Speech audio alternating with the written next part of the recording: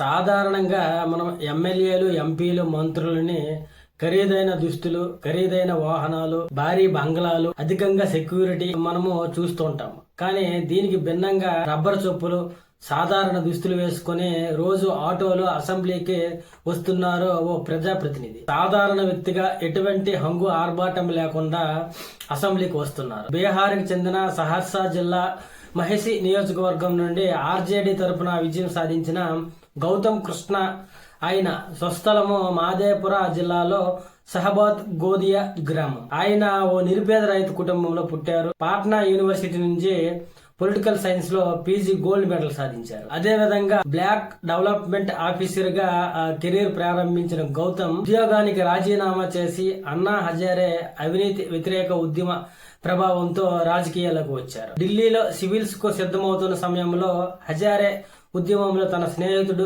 రోషన్ శర్మతో కలిసి పాల్గొన్నాడు. అయితే డిసెంబర్ 1 నుండి బీహార్ శాసనసభ సమావేశాలు ప్రారంభం కాగా ఎమ్మెల్యే గౌతమ్ కృష్ణ రోజు ఆటోలో సభకి హాజరవుతున్నారు. అయితే ఎమ్మెల్యే గౌతమ్ కృష్ణ మీడియాతో చెప్తూ తమకు అరెకరం పొలం, పూర్వీకుల నుంచి వచ్చిన కొంచెం ఆస్తి మాత్రమే ఉందని చెప్పాడు. కుటుంబ ఆర్థిక పరిస్థితి ఎంతలా ఉందంటే చెల్లి పెళ్లి సమయంలో 15 సెంట్ల భూమిని అమ్మాల్సి వచ్చిందని పేర్కొన్నాడు. పాట్నా యూనివర్సిటీలో పీజీ పూర్తయిన తర్వాత సివిల్స్ ప్రిపరేషన్ కోసం 2008లో ఢిల్లీకి వెళ్లాడు.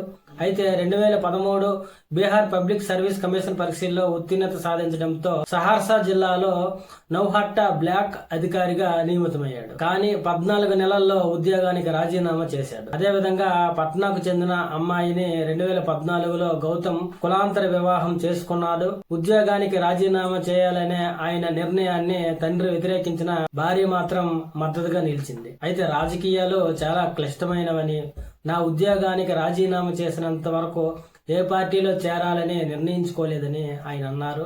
ఇదే సందర్భంగా ఎమ్మెల్యే చెప్తూ తన జీవితాన్ని 3 భాగాలు చేసి ఒక భాగం కుటుంబానికి, ఇంకో భాగం పార్టీ కార్యకర్తలకు, మిగతా భాగం మానవతా సహాయం కోసం వినియోగిస్తానని ఆయన తెలిపారు.